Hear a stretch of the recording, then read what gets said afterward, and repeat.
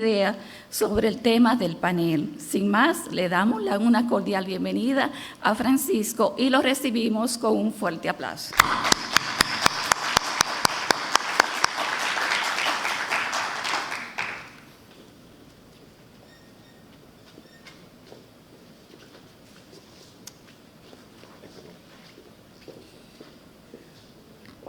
Buenos días. Muchísimas gracias por la invitación. Cuando recibí la invitación de parte de doña Belice y del equipo, todavía no se había presentado parte de la propuesta que el presidente y el ministro de Hacienda anunciaron este lunes. Entonces, quise traer a colación parte de esa propuesta porque creo que es bueno porque le da un contexto a lo que estaríamos hablando un poquito más adelante, que es el tema específico del mercado de valores junto con el tema de fiscalidad. Me perdonan la facha, vengo de trabajar en otros aspectos hoy. A mí usualmente cuando vengo a la universidad me gusta estar un poquito más cómodo, me gusta que sea una conversación mucho más amena con ustedes, principalmente con los estudiantes, más que con los profesores. Los profesores se la saben todas. Entonces, es bueno poder hablar y discutir algunos de los puntos que tenemos en común. Esto fue una presentación que hizo el ministro de Hacienda y la utilizo como base para poder darle un poquito de contexto en lo que me pasan el pointer y porque la presentación no la voy a pasar completa, no me voy a pasar unos slides específicos que quiero utilizar como introducción. Parte de lo que quiero abordar de la parte de la introducción y como sé exactamente de lo que estamos hablando en lo que viene en la presentación, en lo que me pasa en el pointer, parte de lo que quería hablarles a ustedes era ya hemos visto algunas de las pinceladas, ¿no?, de qué se propone en este nuevo marco de modernización fiscal.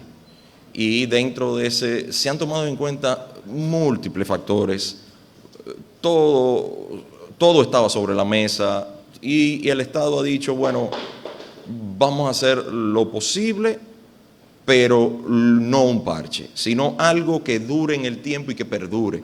Entonces, y en parte de eso, muchísimas gracias, parte de eso,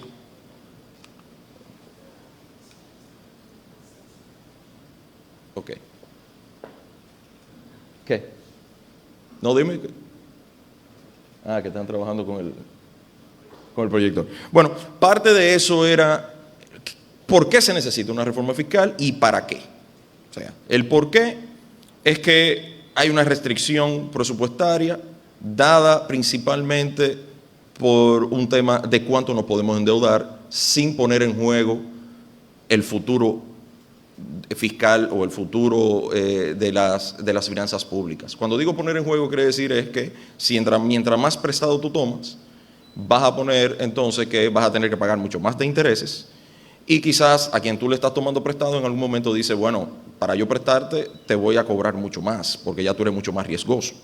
Entonces eso ocurre a nivel de personal, cuando tú vas y tomas un préstamo en cualquier banco, en cualquier institución financiera, y lo mismo ocurre entonces también a los estados. O sea, cuando le prestan a un estado, si sigue tomando prestado de manera desenfrenada, alguien se va a preguntar, ¿y de qué manera lo vas a pagar? Entonces, una de las razones principales es esa, ¿no? En el tiempo, aunque hoy no tenemos ese problema de que la deuda está en una senda insostenible, la velocidad a la que venía tomándose prestado podría entrar en ese juego y la realidad es que no queremos llegar ahí. Entonces, ¿qué propone el Estado o el gobierno de este gobierno? Dice, bueno, yo propongo que no voy a crecer el gasto de manera desenfrenada año a año y pone una ley y la promulga, una ley de responsabilidad fiscal. Eso está diciendo el Estado, se está poniendo los cinturones y dice, yo no voy a gastar más allá de un cierto monto año a año.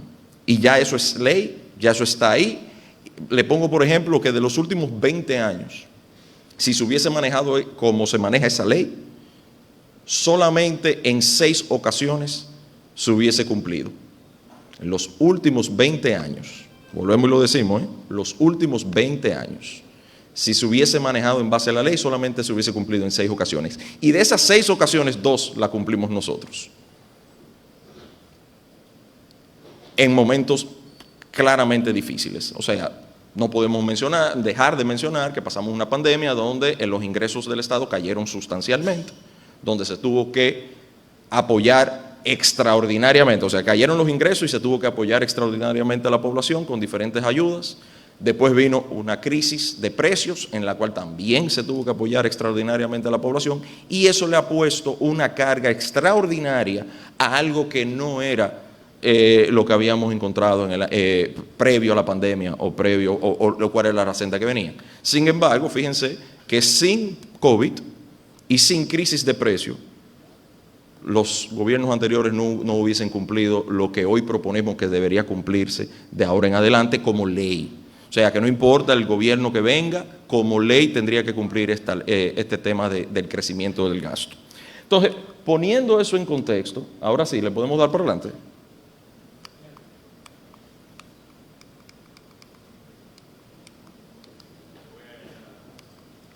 Por favor, Juan Manuel.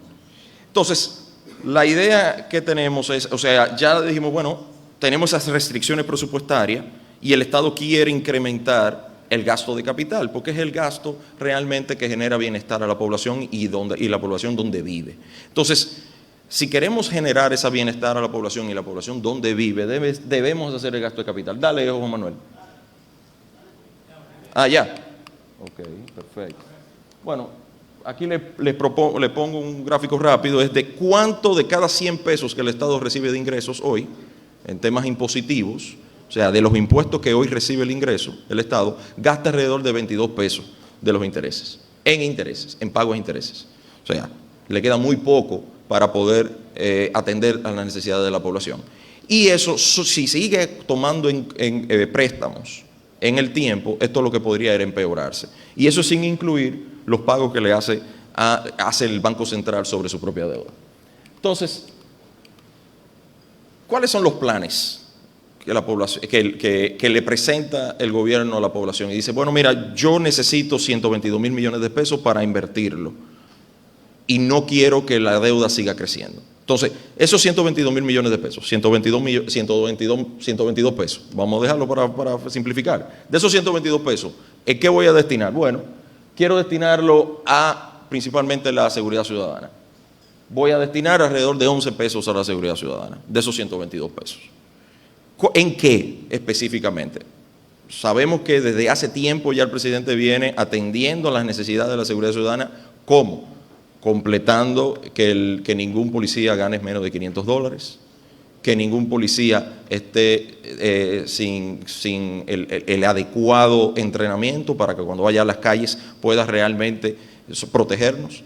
Algo que ha sido totalmente dejado de lado por muchísimo tiempo. Entonces, una de las iniciativas o una de las preocupaciones del Estado es esa. ¿En qué vamos a invertir? Seguridad ciudadana, alrededor de 11 pesos. ¿En qué otra cosa vamos a invertir? Alrededor de 35 pesos lo vamos a destinar entonces al sistema de transporte integrado. Ya el presidente ha dicho, o lo ha puesto en ejecución, que si miramos y tomamos la carretera Duarte, vemos que ya el metro hacia Los Alcarrizos se está completando. Pero realmente eso es un esfuerzo fiscal bastante fuerte. Pero eso es por un tema ¿para qué? Para ayudar al flagelo que tenemos ahora mismo, que todos lo sufrimos, que es el tema del tránsito. El tema del tránsito, si no se complementa con temas de transporte masivo, vamos a seguir sufriendo de lo mismo, padeciendo de lo mismo y eso costándonos más en el bolsillo. O sea, que por un lado vamos a tener que pagar más impuestos, pero por en este lado vamos a recibir un beneficio. Y este es el beneficio que el presidente pretende implementar en los próximos 5 años. O sea, que excede un poco más del cuatrienio de él, pero es un plan que está en ejecución y se complementaría. Ya hay cosas que ya están completadas, que no están en este momento, que son el tema de la primera fase del monorriel de Santiago, el teleférico de Santiago, el teleférico de Los Alcarrizos. Otro de los planes sería la línea del teleférico de Santo Domingo Oeste, el tren San Cristóbal-Santo Domingo, que ese todavía no está ni siquiera licitado, pero ya el tranvía tampoco, pero sí ese está ya próximamente para licitación, y el tren metropolitano que ya está en licitación. O sea, son planes específicos, no es maripositas en el aire, estamos diciendo exactamente qué se quiere gastar. A eso le traigo a colación es que en este gobierno ha sido donde más se ha mejorado en la transparencia fiscal. Y eso no lo decimos nosotros, eso lo dicen organismos internacionales como el Índice de Transparencia Fiscal, el Banco Mundial. O sea, la transparencia y la eficacia del gasto ya ha sido una demostración del gobierno. Ya puso una ley de responsabilidad fiscal también sobre la mesa. O sea, ahora pide un sacrificio. Y todos sabemos que es un sacrificio. No se puede negar que esto no es un sacrificio a la población. Sin embargo, estamos siendo sacrificados por malos servicios que recibimos de toda la población, como el sistema de transporte, como el sistema de salud, que es otro de los planes de reforma, que es la atención primaria. La atención primaria en el sistema subsidiado, dígase, hay 6 millones de personas en el sistema subsidiado. ¿Qué le llamamos sistema subsidiado? Principalmente SENASA. Entonces, hay 6 millones de personas que dependen del sistema subsidiado. Sin embargo, nadie ha podido poner en ejecución algo que todos sabemos que vienen a ayudar principalmente a los costos de bolsillo de nosotros los dominicanos, que es el tema de ir y atenderse en un hospital público o en una clínica privada a través de este sistema del seguro de salud. Si pudiésemos prevenir enfermedades antes de llegar, hasta que llegan momentos difíciles, serían menos costosos y además no se enfermarían las personas, que es lo principal. No solamente en tema de costo, es que la persona no se llegue a enfermar. Entonces, la idea es tratar de que con los centros de atenciones primarias diseminados de todo el territorio nacional, las personas puedan atenderse temprano a problemas que vayan presentando y además seguir trabajando con el tema de la prevención a través de las vacunaciones, etc. Entonces, el Estado está diciendo, o el gobierno dominicano, el gobierno del presidente Abinader está diciendo, estamos enfocados en este tipo de gasto. Queremos mejor transporte, mejor seguridad ciudadana y mejor salud. ¿Cuál otro? Bueno, vienen temas como que se le asignaría un 50% adicional al presupuesto de los gobiernos locales, dígase las alcaldías. Entonces, hoy en día se le está pasando cerca del 2% del PIB más o menos a las alcaldías. O sea, con esto aumentaríamos un 50% de eso y eso es para destinarle específicamente para planes de inversión de estas alcaldías en el territorio. O sea, otras de las grandes demandas de la población. Otros de los usos para que la deuda no siga creciendo es el tema de recapitalización del Banco Central. Hay algunos economistas amigos que entienden que esto no es un problema. Sin embargo, eso es un grave problema porque tenemos 2 emisores de deuda y si uno sigue creciendo a una velocidad y el otro se está restringiendo, como quiera la deuda consolidada sigue creciendo. Y parte de esto es para que la deuda no siga creciendo. Entonces, obviamente que esto es algo que tenemos que atender y es un aumento sustancial del 0.6% del PIB al 0.9% del PIB. Dígase que alrededor de, si mal no recuerdo, son alrededor de 22 pesos más de lo que ya se le está destinando. De los 122 pesos, 22 pesos destinarlo a la recapitalización del Banco Central. Y por último, y no menos importante, es poder atender las necesidades de inversión en el sector eléctrico. ¿Qué hemos tenido? Con las limitaciones del COVID, aumento de precios y cosas, lo único que se ha podido mantener es el subsidio al sector eléctrico, que se va quemando el dinero. En cierto sentido, no se han podido hacer las inversiones necesarias para que ese servicio sea eficiente y para que le llegue calidad de energía eléctrica a las personas donde viven, que son en sus casas. Entonces, ¿qué se necesitan? Se necesitan contadores, se necesitan nuevos subestaciones de electricidad, porque si ustedes han visto cuánto ha crecido la República Dominicana, principalmente los grandes urbes como Santo Domingo, cuánto ha crecido, pero no se ha hecho esa inversión en muchísimos años, atendiendo a ese crecimiento. ¿Qué quiere decir eso? No se han puesto los contadores, las líneas eléctricas no se le ha dado el mantenimiento, no se le ha dado el mantenimiento a las subestaciones. Y muchísimo del esfuerzo que se ha hecho es en generación de electricidad, sin embargo en la distribución y en tema de comercialización no se ha hecho prácticamente nada en los últimos 20 años. O sea, que ya el Estado dice, basta, nosotros queremos destinar una parte de inversión a esto. Entonces, para eso son los recursos. Esto es transparencia. En el caso que el gobierno recibió unos ingresos adicionales a través de las nuevas asignaciones en el Aerodón, que fue en el Aeropuerto Internacional Las Américas y otros, también hizo lo mismo. Dijeron, no, con este dinero nosotros vamos a hacer esto, esto y esto y esto. O sea, es claro, transparente, hablamos abiertamente con toda la población y decimos lo que queremos hacer. Este es el pequeño resumen. Eso es lo que yo quería demostrarle, parte de la introducción, para poder entonces entrar en temas de qué podría cambiar. Me hubiese gustado manejarme un poquito mejor, pero ¿qué podría cambiar en el tema? No, del micrófono para poder. Pero no se preocupe, no quiero que le cambien el esquema. Tranquilo, no te preocupes. No te preocupes. Miren, ¿qué está cambiando en el tema del mercado de valores y la fiscalidad en la República Dominicana? El mercado de valores, ustedes lo podemos definir como inversionistas y emisores de esos productos de inversión, ¿verdad? ¿Quiénes son esos emisores? Bueno, hoy en día tenemos emisores como empresas privadas, fondos de inversión que agrupan a empresas privadas y hacen emisión de esos. Muchísimas gracias. Entonces tenemos empresas privadas y otros emisores que lo que hacen es que agrupan a esas empresas privadas lo juntan todos y dicen, bueno, entre todos vamos a hacer una emisión en común. Y eso le llamamos fondos de inversión. Entonces tenemos empresas privadas y empresas, o no empresas públicas, sino el sector público, que es el gran emisor, que es el Ministerio de Hacienda y el Banco Central.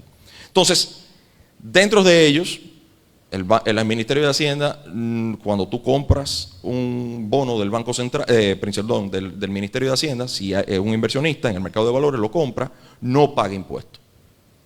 O sea que todos los intereses que eso genere, no paga ningún impuesto. Si compras hoy un instrumento financiero como un bono del banco, como del Ministerio de Hacienda, o sea, del Tesoro, y lo vendes más adelante y lo vendiste a mejor precio, tampoco paga impuesto. Eso se llama ganancia de capital. Entonces, dado eso, porque tú le estás dando plata al Estado, como quien dice, tú le estás adelantando parte de tus impuestos, porque ellos están tomando prestado de tu bolsillo, por esa razón, entonces ellos te pagan intereses por eso y tú no pagas impuestos sobre las ganancias que tengan en ese instrumento. Sin embargo, en todos los otros instrumentos, la ley actual se entiende de que sí deberían pagar y se paga. ¿Y de qué manera? Bueno, para facilitar el cobro, lo que se ha hecho o se ha destinado a decir, bueno, si es un bono quiere decir que es un instrumento que paga de manera continua intereses. Cuando digo continuo puede ser mensual, puede ser semestral, puede ser trimestral, pero si es un bono, solamente le cobro sobre los intereses y le cobro un 10% hoy y ya, no jamás. Sin embargo, esos intereses son ingresos a la persona, que puede ser una persona física o una persona jurídica. Cuando digo persona jurídica puede ser una empresa que también haga inversiones. Entonces, cuando una persona recibe intereses, eso es un ingreso adicional a lo que tú hiciste una inversión con tu dinero, pero cuando tú recibes un beneficio sobre esa inversión, eso es un ingreso. Ahora mismo ese ingreso nada más estaba marcado al 10%, tanto para personas físicas como personas jurídicas, a través de diferentes mecanismos. Vamos a llamarle uno de los mecanismos un vehículo de inversión como los fideicomisos. Y a través de los fideicomisos, por ejemplo, si un fideicomiso, que no es más que un instrumento legal que dice cómo se va a invertir y cómo yo voy a recaudar, ese instrumento solamente pagaba el 10%. Entonces, ¿qué propone la nueva propuesta de ley en temas del mercado de valores y eso? Nada, dice, mire, todo lo que es ingreso tenemos que tratarlo como ingreso, porque es un ingreso como si tú estuvieras recibiendo un nuevo sueldo, un salario. Entonces, todos esos nuevos ingresos tienen que entrar a tu base imponible. O sea, que si yo soy una persona que tengo inversiones en el mercado de valores y recibo intereses que hoy nada más están pagando un 10%, ese 10% viene como un adelanto a lo que yo realmente debería pagar. Y mis intereses y mis impuestos deberían estar asociados a cuánto es mi nivel de ingreso. Una persona que hoy gane menos de 35,000 pesos no paga ningún impuesto sobre la renta. Cerca del 80% de los asalariados no pagan. hasta la fecha, desde el año 2016, el tema de ese monto exento de 35,000 pesos, o tus primeros 35,000 pesos, si tú ganas más, tus primeros 35,000 pesos no pagan impuestos sobre la renta. Hasta el año 2016, ese monto se iba adecuando todos los años, ajustándose por el monto de inflación. Desde el año 2016 hasta la fecha, se ha mantenido fijo. ¿Qué hace eso? Que mientras más personas le aumentan los salarios, esas personas entonces van entrando a pagar impuestos. Entonces, imagínate ahora entonces que yo soy una persona que tengo mis 35,000 pesos exentos, pero estoy recibiendo ingresos adicionales y sobre esos ingresos adicionales yo pagaba solamente un 10, dígase en el mercado de valores, que ese es el tema de hoy, fiscalidad y mercado de valores. Yo no solamente pagaba un 10 sobre eso, hoy entonces entra como base imponible, entra como un parte de mis ingresos. Eso es la propuesta del Estado en ese tema. Igualmente en los fideicomisos. Los fideicomisos pasaba y pasa aún, ¿verdad? No, porque la ley no ha sido promulgada y ni ha sido evaluada en el Congreso todavía aún, aunque estamos pensando que la propuesta podría ser adoptada. Es que los fideicomisos serían un instrumento donde yo soy el dueño de ese vehículo. Entonces vamos a ver de qué manera lo puedo pensar. Yo soy el dueño de un vehículo y lo que se hace en ese vehículo debería ser yo que lo pague, porque el vehículo es mío. Sin embargo, el vehículo se estaba tratando como si fuera algo independiente. Entonces, esa independencia del vehículo pagaba un 10 solamente y yo podía recibir ya el beneficio de ese 10 y no pagaba más. Sin embargo, yo soy el dueño del vehículo. Entonces, lo que se está tomando en cuenta ahora es decir, bueno, mire, si tú quieres utilizar el vehículo para hacer un tipo de operación como si fueses una empresa, entonces tú debes pagar como si fuese una empresa. Y si tú utilizas el vehículo para temas en la cual no es como si fuese una empresa, entonces tú pagas sobre tu nivel de ingreso. Y esa sería la gran diferencia. Espero que en eso, yo no sé, si pueden levantarme la mano, si ustedes tienen algún tipo de pregunta en ese caso, porque realmente sé que es un poquito complejo y más si ustedes no están entendiendo lo que es el vehículo de inversión, que es el vehículo de fideicomiso. Sí, por favor.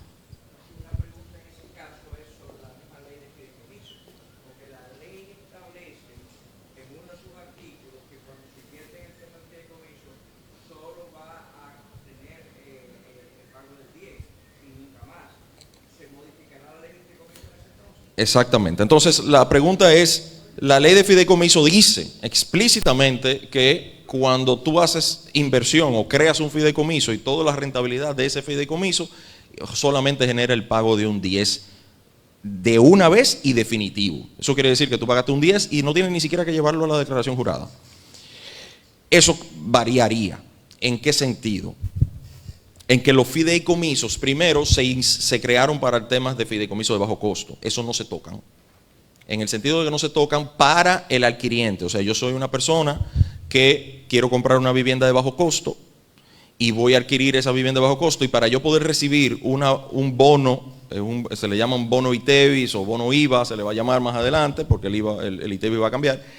En ese sentido yo tendría que recibir esos ingresos y pagar a través de mis ingresos, no a través del 10% que pague, si yo soy el promotor del proyecto, ¿verdad? O sea, si yo soy el promotor del proyecto, yo soy el constructor, genero una vivienda de bajo costo, cuando se la vendo al que compra, esa que compra solamente, para poder recibir ese beneficio del bono, tiene que comprarlo a través del fideicomiso. Sin embargo, yo como promotor tengo que pagar lo que pagaría una empresa constructora fuera del fideicomiso. O sea que lo que se está igualando es que hagas el proyecto bajo fideicomiso o no, tú eres una empresa. Pero el beneficio a la población no se toca. No sé si hay... El beneficio a la población no se toca en vivienda de bajo costo, para fideicomiso de vivienda de bajo costo. Eso no se toca.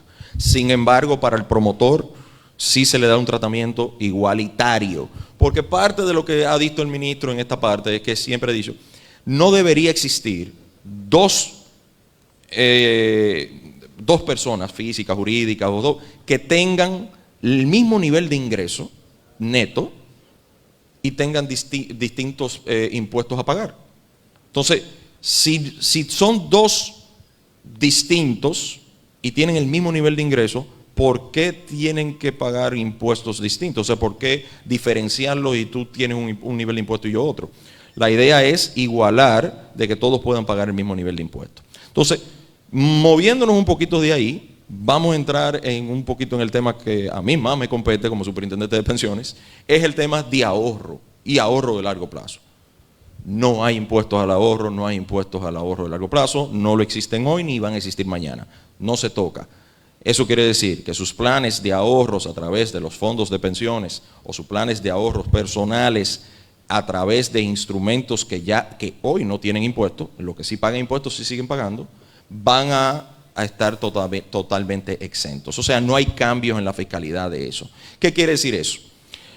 Si yo voy e invierto a un fondo de inversión, a una AFI, una asociación, una SAFI, Sociedad de Administradora de Fondos de Inversión, si yo voy a una SAFI e invierto en un bono que emite esa SAFI, dígase un bono de una empresa dominicana de energía, y yo invierto, si yo lo hago a través de los fondos de pensiones, no tengo ningún tipo de gasto impositivo, o sea, no pago impuestos. Solamente si lo hago a través de los fondos de mi cuenta de fondo de pensiones. Si lo hago de manera directa, eso entra como un ingreso y yo lo pago como un ingreso adicional. Y por ende entra como parte de mi base impositiva. Y esa sería la única diferencia hoy que se podría crear. Anterior a eso era que entraba y pagaba un 10 nada más y pagaba ganancia capital, pero la ganancia capital no la estaban ejecutando. ¿Qué quiere decir eso? Que yo compré en 100 y vendí en 110, sobre esos 10 pesos yo debería pagar impuestos porque me gané 10 pesos. Sin embargo, eso no estaba ocurriendo, no solamente estaba ocurriendo, era que en la ganancia eran intereses y en los intereses se podría pagar solamente un 10 que hoy entra a tu base impositiva. Cuando digo que entra a tu base impositiva personal, si eres una empresa, la tasa impositiva de la empresa es un 27%.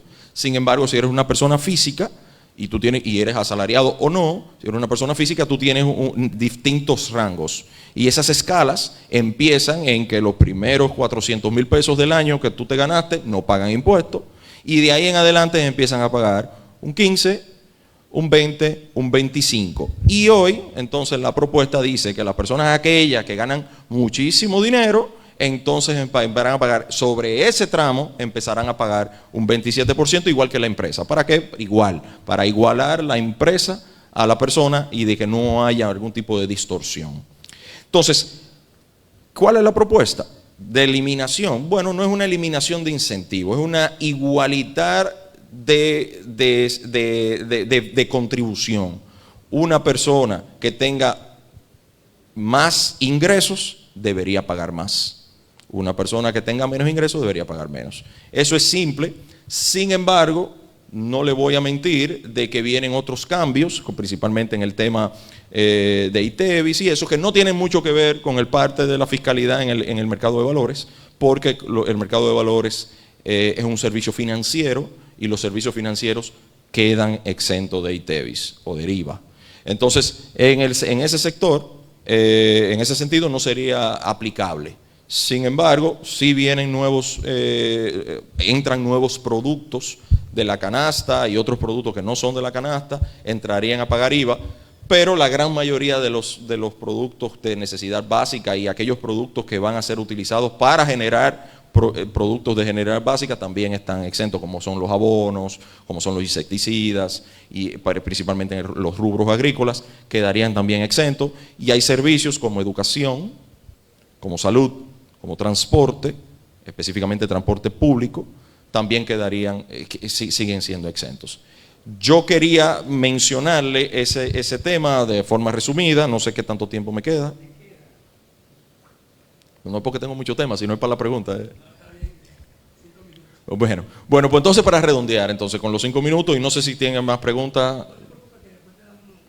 Bien. Bueno, pues vamos a arrancar la pregunta de una vez. Arranque.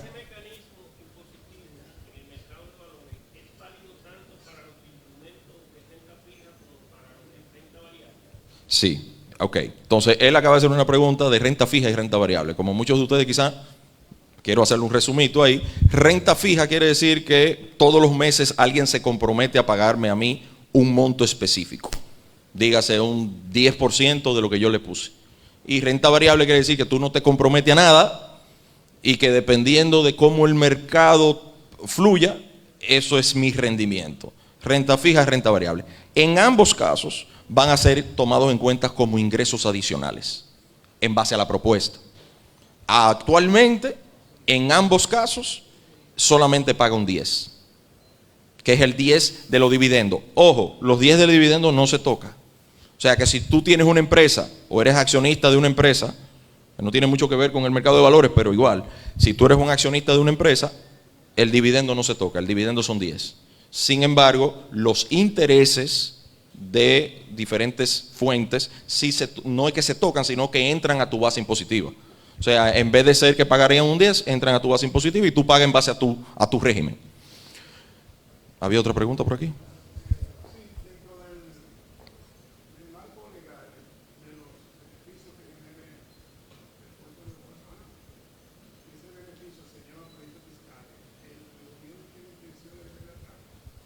Miren, parte de lo que ha anunciado el gobierno es una simplificación para poder también hacer la administración tributaria más eficiente.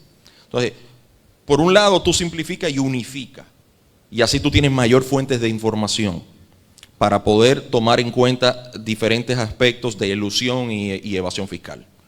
Ese es el key del asunto.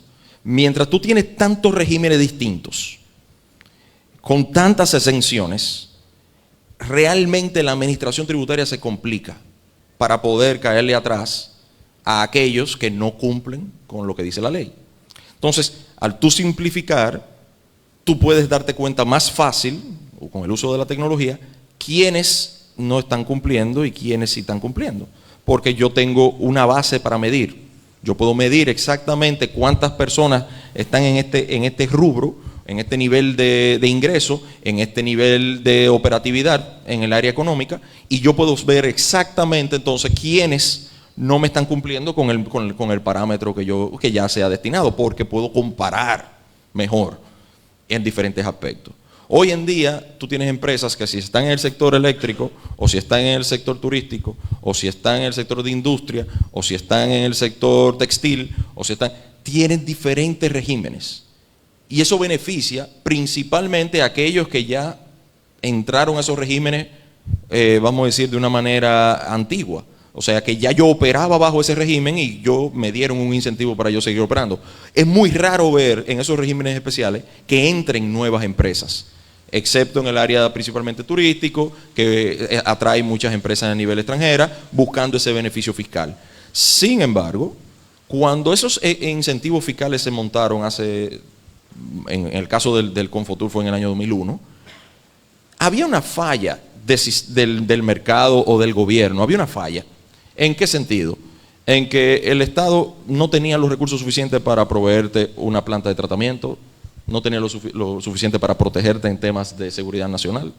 O sea, tú tenías que poner tu propio tratamiento, tenías que poner tus propias tuberías para conectarte a un acueducto, tenías que poner tu propio tendido eléctrico para conectarte al sistema de electricidad, tenías que poner tu propia seguridad perimetral para manejar el tema de seguridad de tu... Entonces, todas esas cosas es la que el Estado dice, miren, sale más barato que lo hagamos entre todos. Paguémoslo entre todos porque nos va a beneficiar a todos. Y como nos va a beneficiar a todos, no es solamente al sector turístico, no es solamente al sector fronterizo, nos va a beneficiar a todos tener una buena carretera, nos va a beneficiar a todos tener un mejor servicio eléctrico, nos va a beneficiar a todos tener una mejor seguridad ciudadana. Entonces, si nosotros nos vamos a beneficiar a todos y nos sale más barato hacerlo entre todos, porque creo que es algo común en economía, que dice que si nos dividimos los gastos entre todos, nos sale más barato. Entonces, esa es la racionalidad detrás de esto. Y la racionalidad, quiero volver al mercado de valores, es que habían ciertos aspectos que solamente estaban para el mercado de valores. O sea, que si tú recibías ingresos de otras fuentes que no fueran de intereses, o sea, si tienes 2 salarios, pagaba por los 2 salarios. Pero si tú tenías un salario y un ingreso en intereses, no pagaba por los 2 en tu monto de tasa de interés, o sea, en tu monto de tasa impositivo. Entonces, lo que estamos igualando, ingresos son ingresos, no importa la fuente. Y entonces se están igualando eso, y eso es una forma también de compensar y ayudar a ese tipo de elusión y evasión, porque ayuda al tema de yo poder comparar. y poder ver rápidamente qué llama la atención. ¿Preguntas?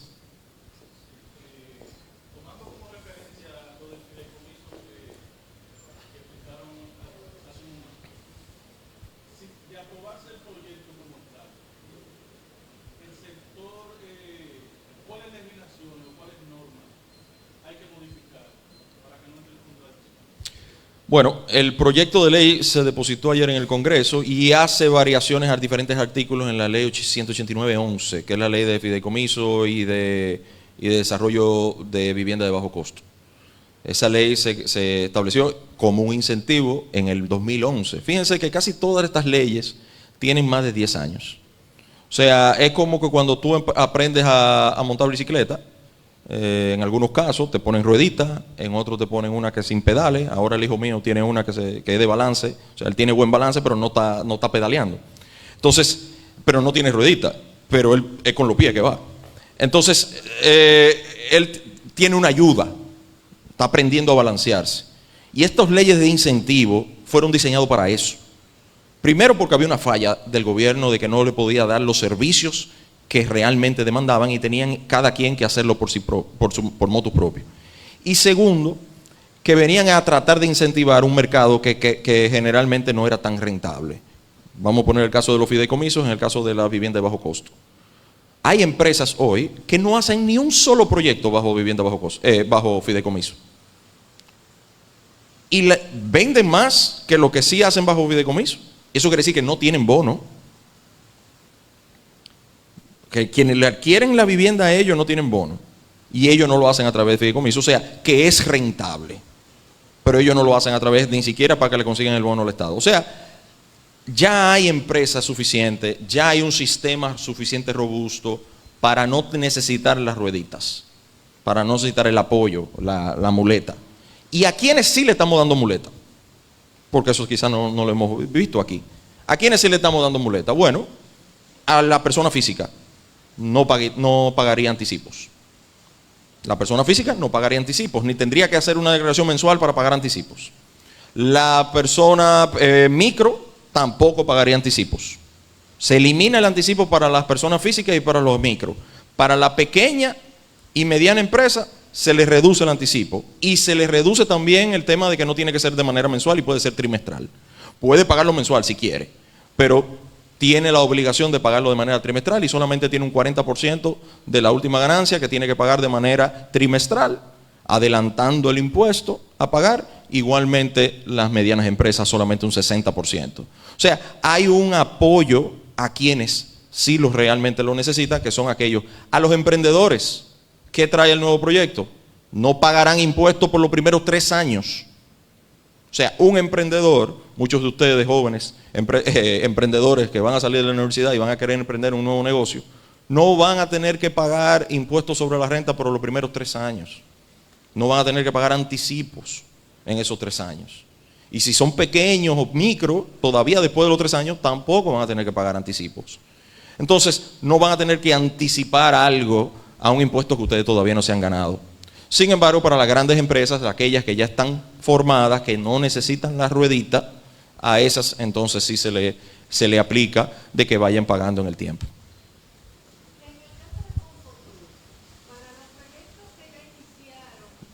Se mantiene. Claro.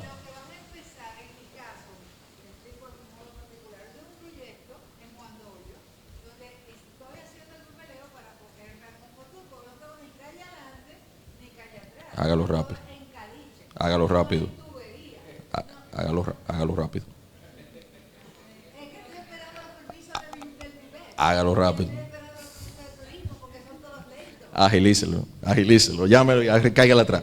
No, de verdad, o sea, los proyectos de Confotur entendemos, todavía la ley no se ha aprobado.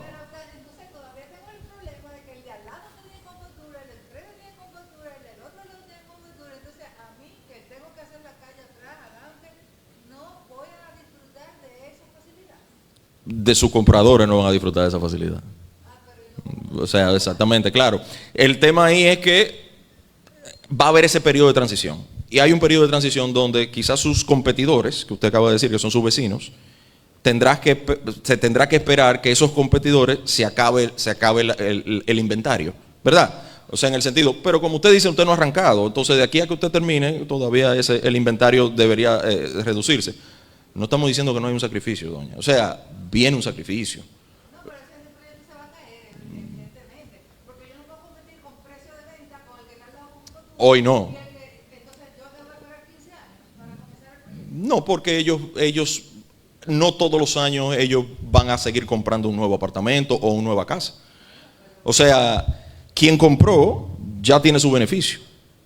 Y no se lo puede pasar a nadie. Porque el que compró y quiere revender, no puede pasarle. Eso nunca ha pasado, ¿verdad? Eso no sé. Eso es el tema inmobiliario. Ahora, la persona que viene a comprar, a partir de la promulgación de la ley, habrán algunas empresas que todavía tienen inventario. Y todavía tienen ese inventario con ese privilegio. En ese sentido, sí, tiene una desventaja. Pero esa es la desventaja que existe hoy. Esa es la desventaja que existe hoy. Ahora, con un constructor que quiere vender y con un constructor aquí en la capital que no tiene Confotur. Entonces, a quien tú le quieres vender un apartamento hoy, aquí en la capital, y si tú se lo quieres vender en Juan Dolio, o se lo quieres vender en Punta Cana, o se lo quieres vender en otro lado, tiene esa competencia desleal. Pero yo le acabo de decir que la calle está en Caliche. En la capital me parece calle en Caliche, allá sí. Entonces, Claro. eso lo tengo que asumir yo. Para eso el Estado quiere hacer nuevas inversiones para poder completar con ese tema de competitividad. Lo que se dan cuenta de que esa calle está en Caliche y que le invierten ya, el proyecto se cae. Eso es lo que creo. Puede ser, pero no es necesario que sea así. En el caso suyo puede darse esa situación, pero eso no es totalmente necesario que se dé así. O sea, no, tranquilo, no tiene que cortarlo. Para terminar el tiempo, ya el tema se acabó. Pero de todas maneras, podemos hablar más adelante. Última pregunta allá atrás. Que no paguen los impuestos los primeros 3 años. ¿Cómo el gobierno va a controlar que usted no cierre la empresa a los 3 años y después haga otra empresa? Es lo mismo que pasa con el tema del gasto tributario. O sea, los accionistas tienen que estar dentro de la empresa, o sea, los socios. O sea, si tú eres los mismos socios y quebraste, primero tú tienes que cerrar. Primero tienes que cerrar, que es un proceso. Y luego poder abrir otra empresa. Eso no es un proceso tan fácil, eso no es un proceso tan económico tampoco para las personas de estar abriendo y cerrando empresas. Y si tú todavía tienes un tributo que dejaste afuera, tú no puedes abrir otra. Eso incluso incurre ahora.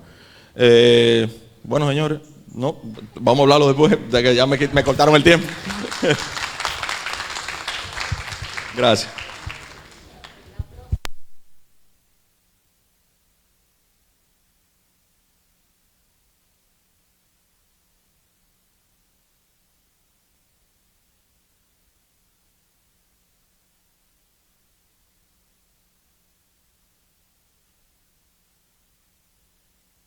Mira, es importante que consideremos el tiempo. Es que tenemos muchas conferencias. Después el tiempo no nos alcanza. Luego llega las últimas conferencias y ya ustedes tienen que irse. Entonces el tiempo es clave. Y recuerden, preguntas para contestar. ¿De acuerdo? De modo que dejamos la siguiente presentadora.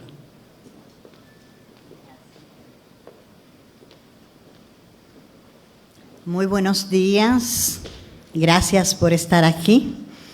Voy a presentarles al próximo expositor, que es el señor Adolfo Martí Gutiérrez, el maestro Adolfo Martí Gutiérrez, quien es asesor experto en gestión económica, bancaria y financiera, con experiencia en dirección, supervisión y programación de políticas y análisis de gestión pública, diseños e interpretación de planes estratégicos, elaboración de metas e indicadores de cumplimiento, de sistemas de evaluación y desvíos, controles de la calidad de procesos, pronósticos e interpretación de series de tiempo. Es economista egresado con honores del Instituto Tecnológico de Santo Domingo, maestría en políticas públicas, de la Universidad Torcuato Di Tella, en Buenos Aires, Argentina. Posgrado en Indicadores de Coyuntura en Chile y posgrado en Gerencia Financiera en la ciudad de La Paz, Bolivia. Martí Gutiérrez inició su carrera profesional en el Consejo Promotor de Inversión Extranjera como asistente de la dirección del Departamento de Investigación Económica. Trabajó por 25 años en el Banco Central de la República Dominicana, desempeñando posiciones importantes. En forma de coordinación y colaboración institucional, ha sido encargado del área de análisis económico, director del Departamento de Estudios Económicos y asesor económico de la Secretaría de Estados de Finanzas y de otros ministerios públicos. Se desempeñó como oficial de programa para asuntos de coordinación y aspectos económicos y economista coordinador residente de los programas de lucha contra la pobreza del Programa de Naciones Unidas para el Desarrollo PNUD. Fue asesor externo, miembro del Comité Técnico, del Comité de Consultas y del Comité de Estrategias de la Dirección General de Impuestos Internos, así como desempeñó funciones en este tenor en la Compañía Dominicana de Electricidad, CORDE, ONAPRES, entre otros. Él fue embajador adscrito a la Cancillería Dominicana, desempeñando sus funciones como asesor económico, encargado de los asuntos económicos del Ministerio de Relaciones Exteriores y desempeñó un puesto diplomático en Costa Rica, representando a la República Dominicana ante la Secretaría Ejecutiva del Consejo Monetario Centroamericano. A partir del 2015, funge como asesor económico del Ministerio de Economía, Planificación y Desarrollo y de otras instituciones públicas.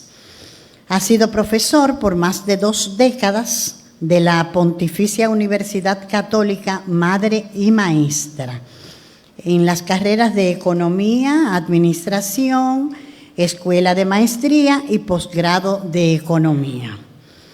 También coordinador económico, ha sido coordinador económico o asistente de la Secretaría Nacional Técnica de Políticas Públicas y de la Secretaría de Asuntos Económicos en la elaboración, diseño y ejecución de Programa de Gobierno 2020-2024 del Partido Revolucionario Moderno. Y ya para concluir, Martí Gutiérrez ha sido expositor en múltiples charlas, conferencias, cursos y talleres de carácter público y privado, nacional e internacional.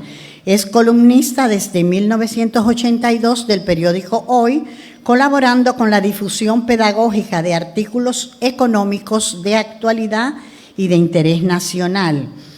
Cuenta con la publicación de un libro titulado Instrumental Económico para el Estudio de la Economía Dominicana, con base de datos de 1947 a 1995 y publicado en 1997. Así que les dejo con mucho placer y un gran privilegio para nosotros tenerlo aquí con Adolfo Martí Gutiérrez.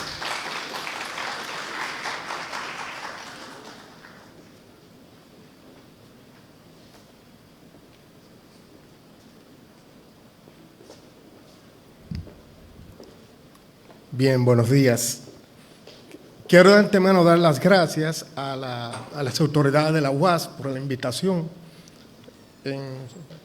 al director de la carrera de Economía, mi gran amigo Nicolás, de muchas décadas, y al consejo directivo de la universidad.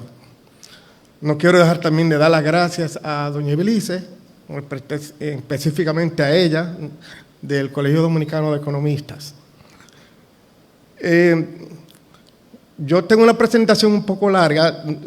También soy de lo que me sorprendió el anuncio de la reforma y no me dio tiempo a adaptar la presentación, pero yo voy a hacer un esfuerzo de pasar las láminas un poco más rápido. Sí.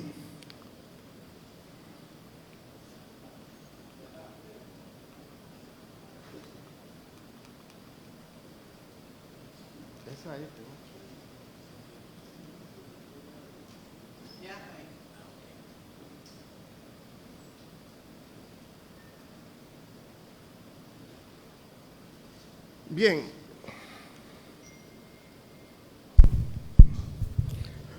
Bien, en el día de ayer hubo críticas y quejas, observaciones a la reforma que ha hecho el gobierno. Yo voy a hacer algunos anuncios a lo largo de mi presentación. Yo no vengo aquí en representación del gobierno, yo vengo en una representación más académica. Y mi intención es hacer más bien una explicación de cuál es la visión de la reforma fiscal, de la visión integral de lo que es una reforma fiscal. Es una presentación más didáctica, digamos. Aún así quisiera hacer la salvedad de que, de todo lo que he escuchado, de que bueno que tengamos en cuenta que el gobierno en todo esto ha tenido una buena intención. En la vida, por ejemplo, la carrera de la economía se relaciona mucho, como dice el señor doctor Cerulle, la economía se relaciona con el amor, ¿verdad? En que se basa en un sistema de confianza. Si usted no cree en la confianza, si usted no tiene confianza en el gobierno, en el sistema económico, pues el sistema económico de alguna manera colapsa. Hay que tener confianza en lo que se quiere hacer, y en el caso del gobierno dominicano, y no lo estoy exactamente justificando, en esto tenemos muchos años, prácticamente desde antes de que el PRM fuera gobierno, pues de alguna manera se está trabajando en el tema de la reforma, y como ustedes bien saben, si el presidente tiene poder de los controles del Estado para tratar de imponer de alguna manera la reforma que se ha querido hacer, y no ha sido así, ¿no? Se está buscando en todo esto mucha persuasión, mucho consenso, mucha participación de todos para de alguna manera tratar de sacar un producto más acabado. Creo que la intención del presidente ha sido buena, y me consta que es una persona que trata de buscar los consensos adecuados para este tipo de reforma. Bien, ustedes saben en sentido general que los principios de las finanzas públicas buscan cumplir con ciertas condiciones o ciertos prerequisitos, entre ellos conseguir la eficiencia económica, alcanzar la equidad y promover la estabilidad económica. Fueron unos principios que se tomaron en cuenta a la hora de elaborar cualquier reforma fiscal. También hay ciertos criterios que guían una reforma fiscal. En sentido general está el criterio de la suficiencia, está el criterio de la universalidad, está el criterio de la equidad, el criterio de la simplicidad y el criterio de la eficiencia, todos ellos que se revisaron uno por uno para tratar de confeccionar un programa coherente.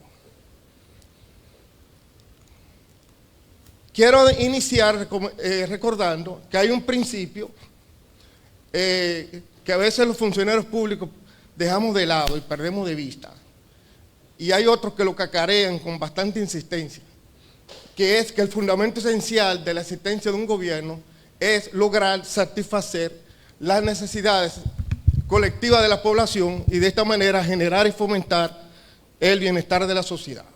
Eso se oye muy bonito, pero veo ministerios incluso que repiten esas ideas a veces sin ver lo que hay detrás del objetivo de cualquier programa económico, que es satisfacer las necesidades de la población.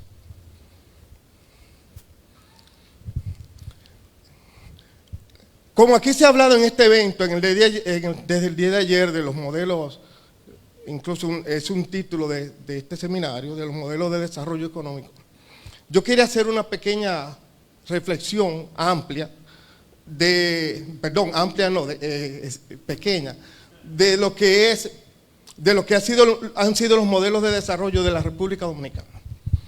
Es bueno que recordemos que la República Dominicana, prácticamente desde su nacimiento, es o había sido una economía que se fundamentaba con sus productos primarios de exportación. Es decir, toda economía no es como la isla de Robinson Crusoe, toda economía depende de las negociaciones que haga con el resto del mundo. En el caso dominicano, los productos que utilizamos para relacionarnos con el mundo habían sido productos que dependían de alguna manera de un precio internacional. Lo que los medios hablan de commodities, o productos primarios de exportación. Los productos nuestros son café, cacao, azúcar y tabaco, y en cierta forma también ferroníquel, aunque ustedes saben que eso ya es una transnacional. En todas esas décadas, la República Dominicana se dio cuenta de que esos productos estaban sujetos a precios que nosotros no controlábamos. Es decir, los precios en el caso dominicano nos vienen dados. Nosotros somos un país, una isla, tomador de precios. Los precios nos vienen dados, por eso ustedes ven, por ejemplo, en el pasado, que la cuota azucarera de República Dominicana es algo que viene fijado por los Estados Unidos, es algo que nos asignan, no es algo que nosotros decidimos. Eso hace que la oferta exportable de la República Dominicana siempre fuese una oferta exportable vulnerable. Dependíamos de un precio que no controlábamos. Digo esto porque hay países como Venezuela, por ejemplo, que es un país pobre, es un país con muchos problemas, pero es un país que tiene petróleo. Y ellos fijan el precio del petróleo, o sea, ellos son parte del acuerdo mundial del petróleo. En el caso de Colombia, que tiene café igual que nosotros, pero ellos son parte del acuerdo internacional del café. Y así casi todos los países tienen commodities. Bolivia tiene el estaño, Chile tiene el cobre, Rusia tiene el trigo, Estados Unidos tiene petróleo. Dígame. Sí, todos los países tienen. Sí, pero vamos por partes. El oro no es un producto, es una transnacional, ¿no? O sea, el oro nuestro viene por la Barrick-Gold, ¿no? También lo mencioné al comienzo. En el caso de esos productos, nosotros nos dimos cuenta que no controlábamos esos precios. Nosotros pudimos comprobar que a mediados de los años 80, de alguna manera decidimos como país dejar atrás esa oferta exportable vulnerable, donde entran nuestras divisas. Y nosotros cambiamos nuestro modelo de desarrollo. Nos dedicamos a partir de entonces a la economía de servicios. Ya no somos un país agroexportador, sino somos un país exportador de servicios. Cuando digo servicios, básicamente son turismo y zonas francas. El turismo y las zonas francas, aunque muchos le llaman a eso una economía de enclave, de alguna manera, y esto es un poco lamentable, nosotros competimos en el mundo por tener precios bajos. O sea, por básicamente tener una estructura de salarios baja, que es la realidad dominicana. Por eso ustedes ven que en ese sector de los servicios, como las zonas francas, los hoteles y todo esto, impera una mano de obra barata. Pero ese fue el modelo que decidimos cambiar a mediados de los 80. Y cuando cambiamos ese modelo, nos convertimos en una economía de servicios. Ya no somos una economía agroexportadora. Yo cito esto, es que es muy importante, porque incluso la doctora Jacqueline Bowen hizo una presentación sobre esto. Es bueno tomar en cuenta cuáles son los modelos, los patrones que hemos seguido en el tiempo y hacia qué ruta vamos en el futuro con esto de la reforma. Otro dato importante es recordar que en los años 80, no sé si se acuerdan, que hay gente muy joven, en los años 80 el mundo cambió, el mundo se hizo muy intenso, hubo muchos conflictos porque veníamos de una crisis de los precios mundiales del petróleo, entre otros temas, y eso hacía que el mercado internacional sea muy volátil. Pero en esos años, no sé si se acuerdan, aquí surgió un cambio de gobierno. Y cuando ganó el gobierno de Jorge Blanco, que era el gobierno de Salvación Nacional, algo así, ustedes se recuerdan que la República Dominicana tenía unos grandes déficits de divisas. Y nosotros cometimos el error como país de ir al mercado internacional por primera vez a buscar recursos externos. En ese entonces sin tener ninguna experiencia, República Dominicana acudió al Fondo Monetario Internacional, que es un organismo. Muchas gracias, sí, necesitaba un poco de agua.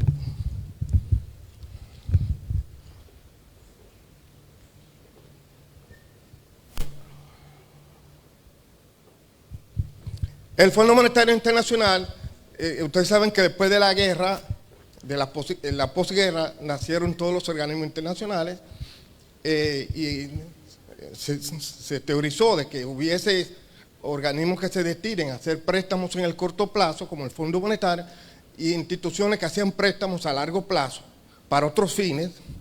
En esto surgió el BID y el Banco Mundial, aunque en la práctica eso hoy día es muy confuso.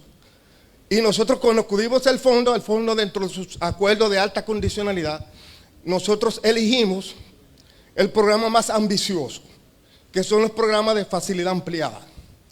Por elegir los programas más ambiciosos, nos dieron más recursos. Pero al darnos como país, darnos más recursos, nos exigió un plan de pago más ambicioso. Entonces, como República Dominicana no tiene capacidad para devolver esos recursos, entonces se crearon los impuestos que ustedes conocen hoy día, entre ellos el ITEVIS. Todos los impuestos se crearon con ese segundo acuerdo. No sé si se recuerdan que posteriormente a eso fue en el año 80, el año 81, el año 82, cuando ganó el presidente Jorge Blanco, aquí hubo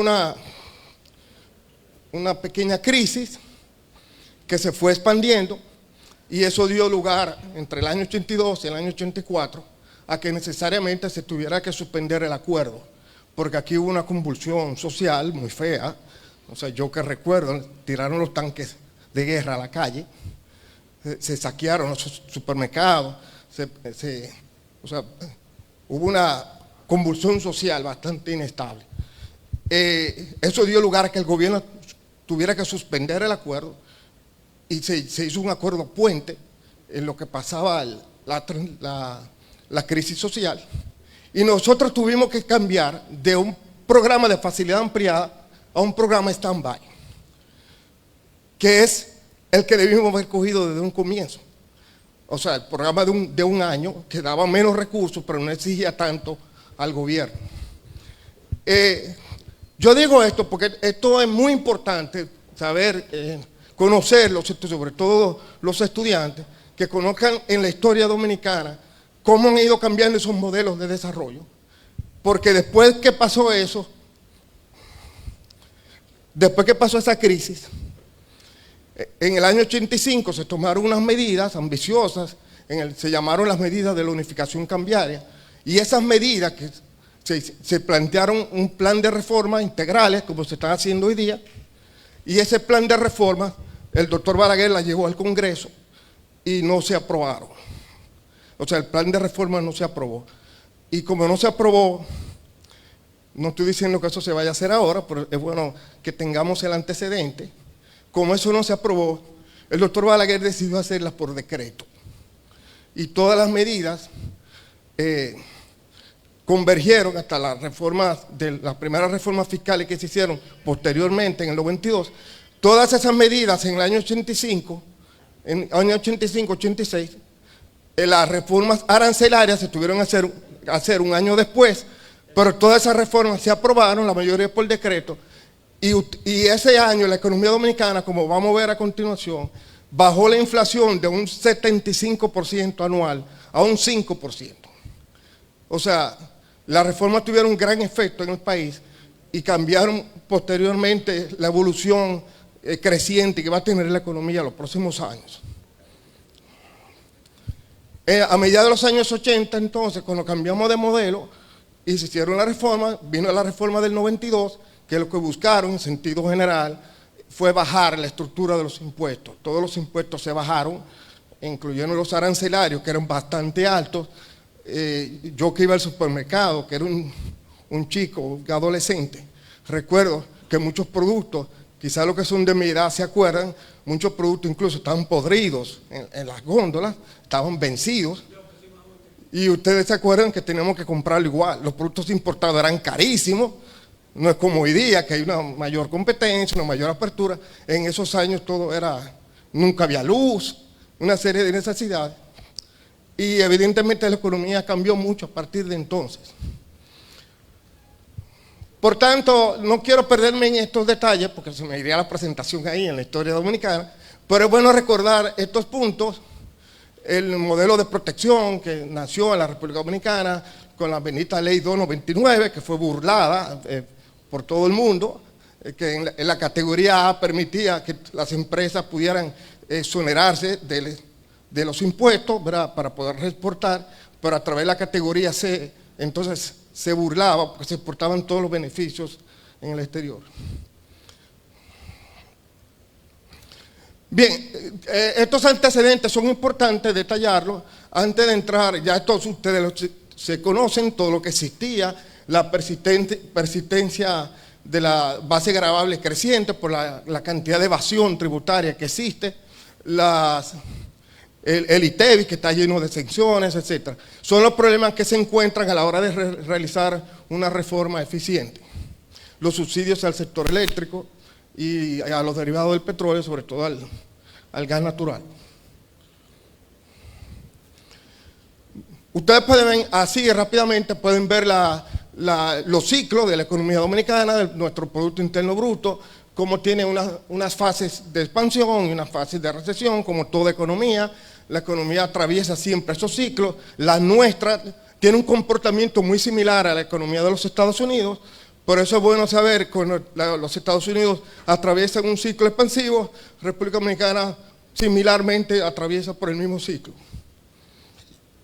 Se puede ver ahí, después de la pandemia, en el año 19, la caída del Producto Interno Bruto, después de la pandemia, que fue muy conocida, y después el rebrote que pasó de que la economía creció un 12%, hasta hoy día, esa línea negra que se ve ahí es la línea de la tendencia de esos años, cómo se ve que ahora, entre el año 2021 y 2023, estamos muy por debajo de la tendencia de esos 30 años.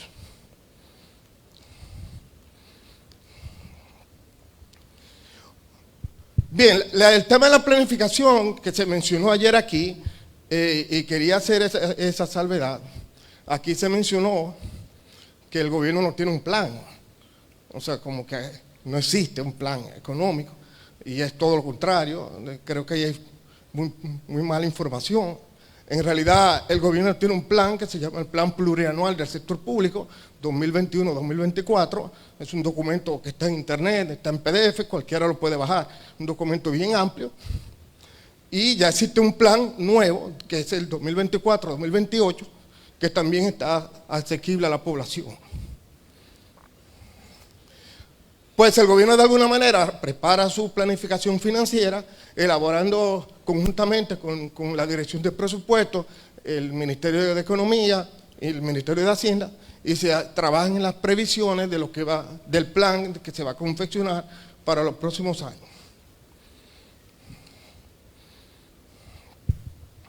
Por tanto, ustedes saben que existe una planificación global y sectorial a través de la Estrategia Nacional de Desarrollo.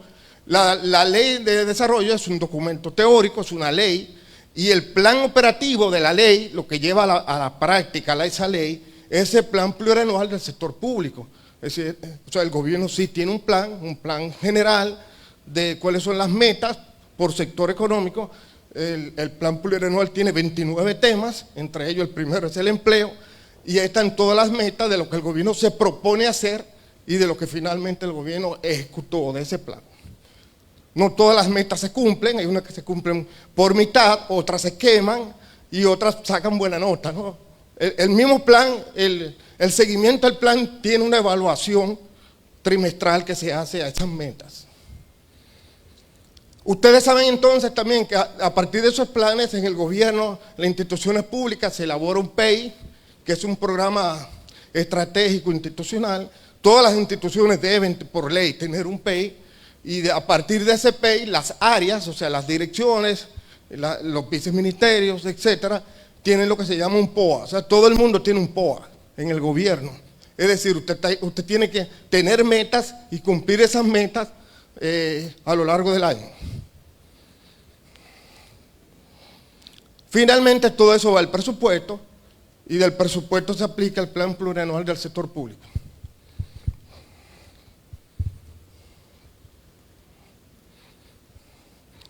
Aquí también se habla se ha hablado de la fusión de las instituciones públicas.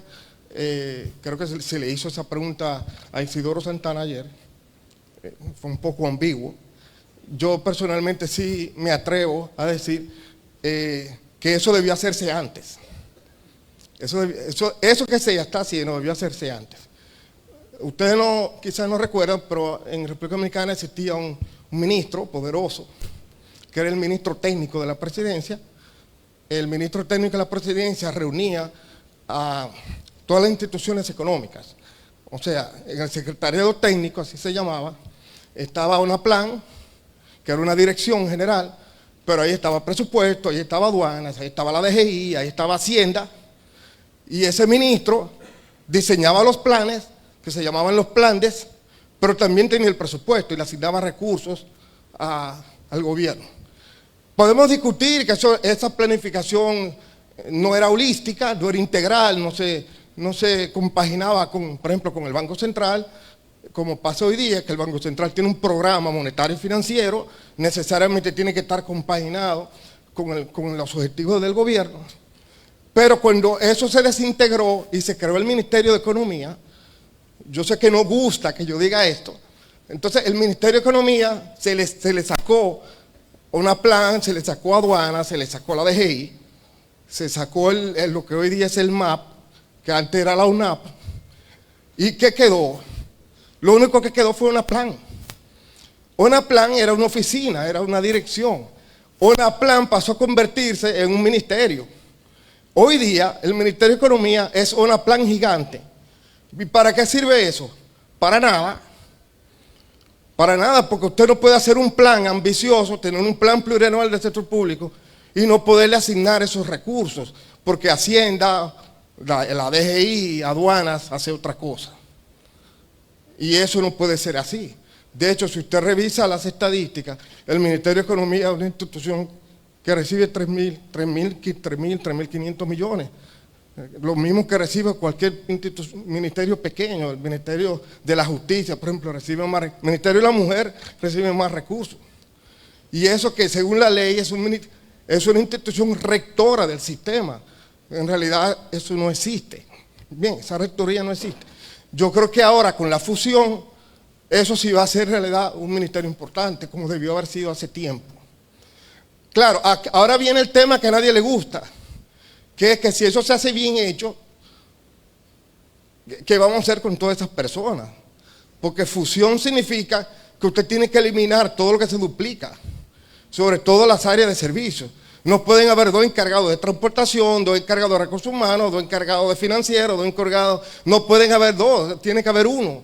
Tampoco pueden haber dos instituciones, porque si se quedan las dos instituciones y a las dos se le llaman Ministerio de Economía, ¿dónde está el ahorro? El problema es que el Ministerio de Economía tiene 927 empleados y Hacienda tiene 1.200.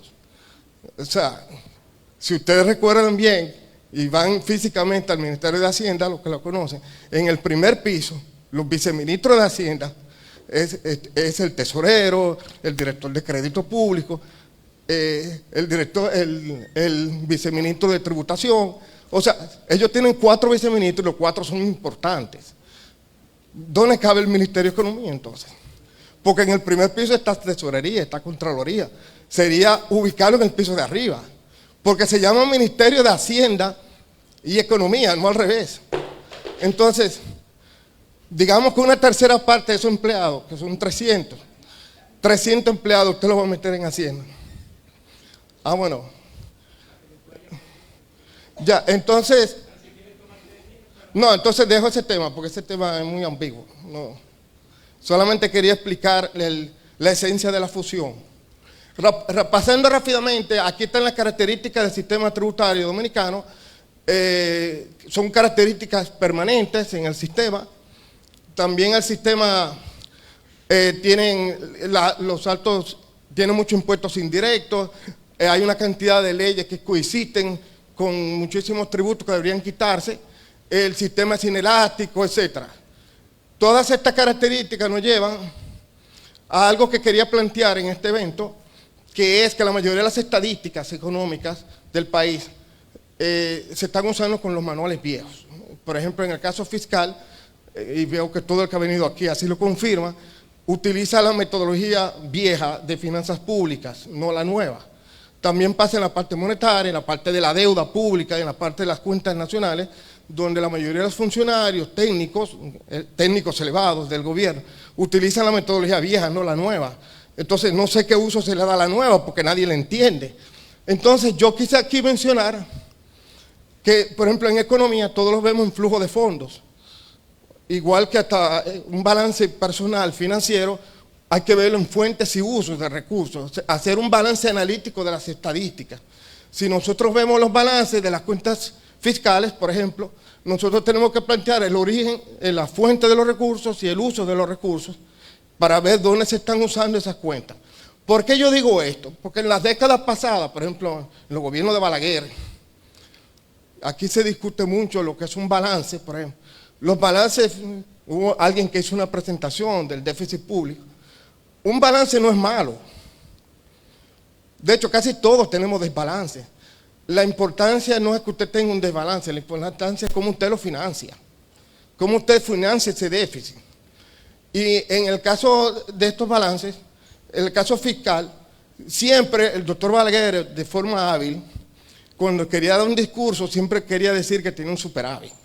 Entonces, como había un desbalance, porque habían gastos en tránsito, él lo que hacía es que cortaba el balance donde le convenía, y como decimos los economistas, y debajo de la línea, en la cuenta de financiamiento, ese gasto, él lo cortaba, lo que estaba en tránsito no lo ponía en el balance.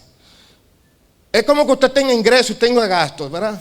Y usted diga, a su esposa le pregunte, bueno, a nosotros los hombres, ¿cuál es tu balance financiero? Usted corta el balance donde a usted le conviene. Usted no va a decir que es lo que consumió en el día de ayer. Entonces, eso pasaba, que no se publicaba, todo lo que era debajo de la línea nunca se publicaba. Pues en el nuevo manual de las finanzas públicas hay obligación de publicarlo. Todo lo que es la cuenta de financiamiento deben publicarse, y por eso es que se diferencian los balances nuevos de los viejos. Yo voy a pasar rápido esto, porque yo sé que el tiempo pasó muy rápido. Este es el balance tradicional del gobierno, donde se presentan las cuentas tradicionales de finanzas públicas, donde están ingresos menos gastos, y tenemos el famoso resultado presupuestario del gobierno. Ese resultado presupuestario, en ese caso, que da 159.000 millones de déficit, se financia debajo de la línea con signo contrario en recursos externos, es decir, en préstamos o en deuda interna. Sin embargo, ese balance, que es el tradicional, nosotros lo cambiamos por el nuevo balance de las finanzas públicas, que da un mayor detalle debajo de la línea. Aquí hay un comportamiento de los ingresos del gobierno. Yo le puse en un circulito los años que hemos tenido grandes picos, tanto en los ingresos y en la parte de abajo de los gastos. Usted puede ver esos picos que se explican por la crisis que ha tenido el país, la crisis bancaria, la pandemia, la crisis de los años 90, etc.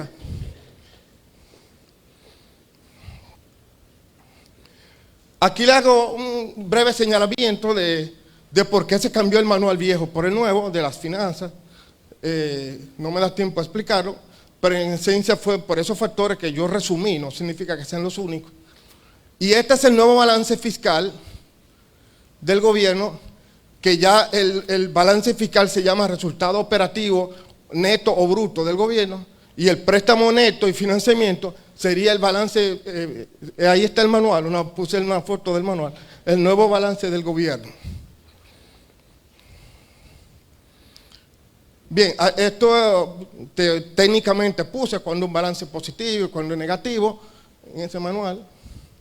Y aquí está la presentación de ese resultado operativo, que ahora se llama el ROP, donde ya no se habla de gasto corriente y gasto de capital, sino se habla de la erogación, del total de erogación del gobierno, que sería el gasto público en República Dominicana. Y ustedes ven esa raya que tracé, que está con signo igual de arriba y abajo, porque está cuadrada, Significa que esos recursos, ese déficit, se está financiando con deudores internos o con acreedores externos. Bien, y usted ve claramente cómo se financia el déficit. Cosa que no pasaba antes.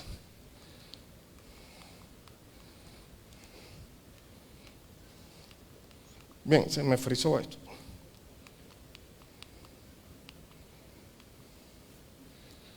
Bien, esos son más ejemplos que puse para diferenciar la metodología vieja de la nueva, según los nuevos manuales.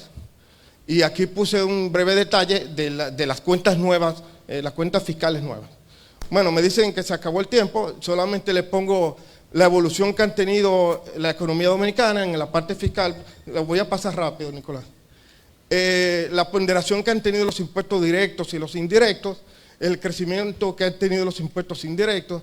Aquí están por todos los impuestos, un análisis del pasado, de los últimos 40, 50 años, de lo que ha pasado en la economía por renglón, ¿no? En el gobierno nos preocupamos mucho por hacer este tipo de análisis, de hacer una previsión en el tiempo con su tendencia de cada impuesto. Bueno, eso está en gráfico, pero hay todo un análisis detrás de cada análisis de esto, analizando la flexibilidad del sistema, ¿verdad?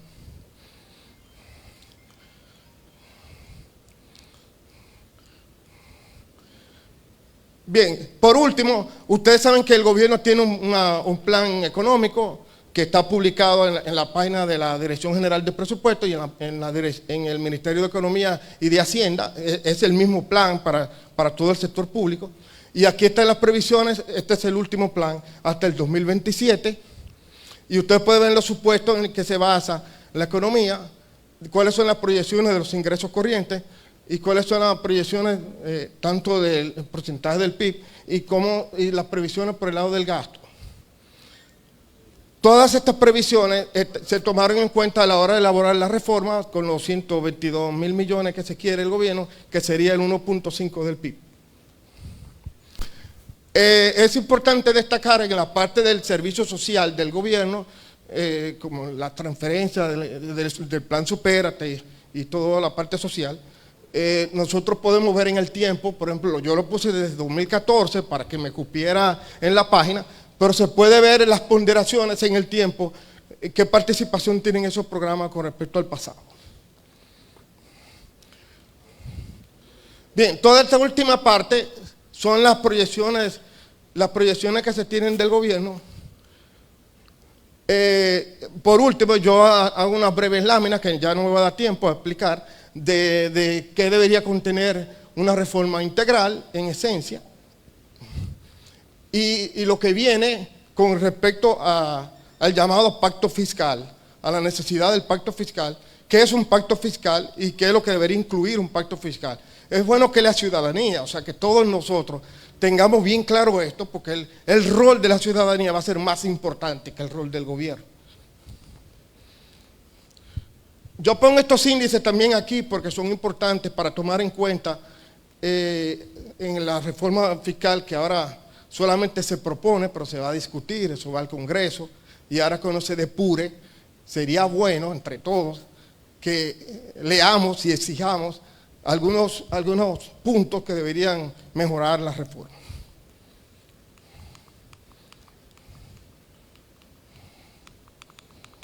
Bueno, se me frizó. Por último, puse el tema del pacto fiscal, bueno, pero eso va a venir después. Estoy abierto a cualquier pregunta y observación. Muchas gracias.